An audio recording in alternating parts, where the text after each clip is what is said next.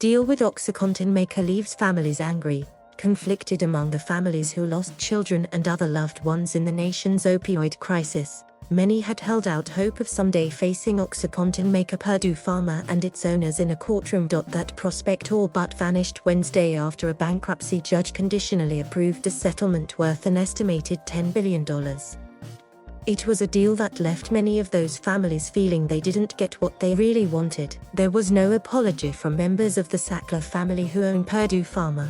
They weren't forced to give up all of their vast fortune, and there was no chance to confront them face to face about the lives lost to opioids. Instead, the individual victims, thousands of state and local governments and other entities that sued Purdue Pharma, agreed to a deal in which the Sacklers will pay $4.5 billion and give up ownership of the company, which will be reorganized. The company's profits and the Sacklers' contribution will go toward fighting opioid addiction through treatment and education programs. Also, victims of drug addiction can receive payments ranging from $3,500 to $48000. The conclusion to the case left families conflicted, deflated and still angry. Am I happy they don't have to admit guilt and give up all their money? Of course not, said Lynn Wenkers, of Wrentham, Massachusetts. But what would that do? It doesn't bring my son back and it doesn't help those who are suffering. In the first years after her son Jeff died of an overdose in 2017, all she wanted was vengeance. While her anger remains, she is hopeful the settlement will finally bring help to communities ravaged by overdoses. I know people disagree with that and want the Sacklers to suffer, she said. But the reality is we need money to get into the States, into education, into treatment. 500,000 Americans have died from opioids over the past 2 decades, a toll that includes victims of prescription painkillers like OxyContin and Vicodin and illicit drugs such as heroin and street-grade fentanyl. In one of the hardest-fought provisions in the settlement, the family will be protected from any future opioid lawsuits. While the Sacklers weren't given immunity from criminal charges, there have been no indications they will face any. Despite the settlement, the family could see its wealth rise from an estimated $10.7 billion to more than $14 billion over the coming decade, according to a group of state attorneys general who based their projection on investment returns and interest. Lawyers for Purdue and the Sackler family disputed the estimate. Their lives aren't going to change. It's a shame there can't be something done that would make them suffer with the rest of us, said Tamara Graham, of St. Petersburg, Florida. But she was willing to accept the outcome because it gives her a sliver of hope that the money for treatment could save her youngest brother, who has struggled with addiction for longer than she can remember. I wish that I could stand up there, she said. I would love to make them watch a video of him going through withdrawals, the pain, the vomiting, him begging us to kill him.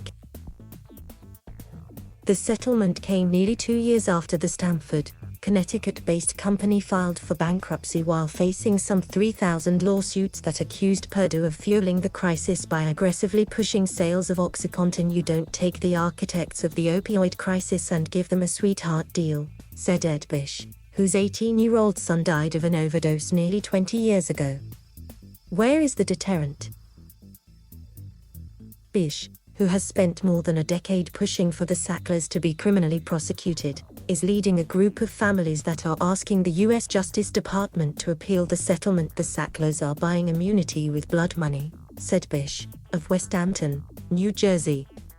The only silver lining is their name is Mud, and it will forever be Mud.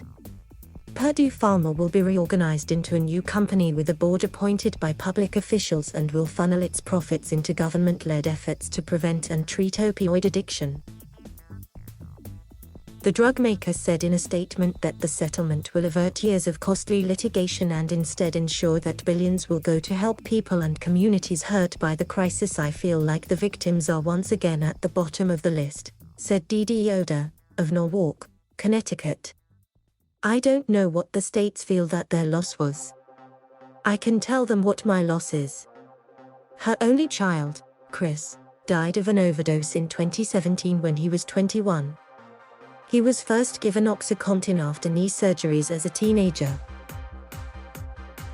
I would have loved a moment in front of the Sacklers to show them pictures of my son as this beautiful boy and this happy, athletic, strong person that they decimated, she said.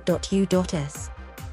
Bankruptcy Judge Robert Drain acknowledged the concerns of those who complained that the proposed payouts to victims are insufficient. He also pointed out that none of the 4 Sacklers who testified offered an explicit apology.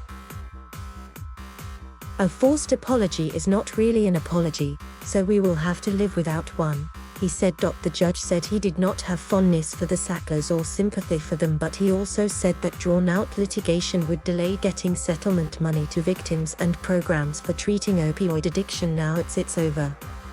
It's done, just like our children's lives, said Vicky Maya Bishop, of Clarksburg, Maryland, whose 45-year-old son, Brian Maya, died 4 years ago.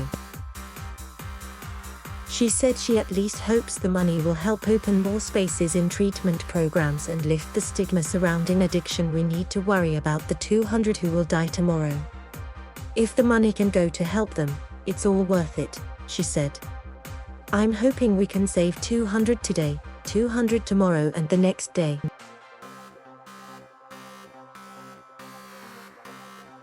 Thank you for watching. Please subscribe.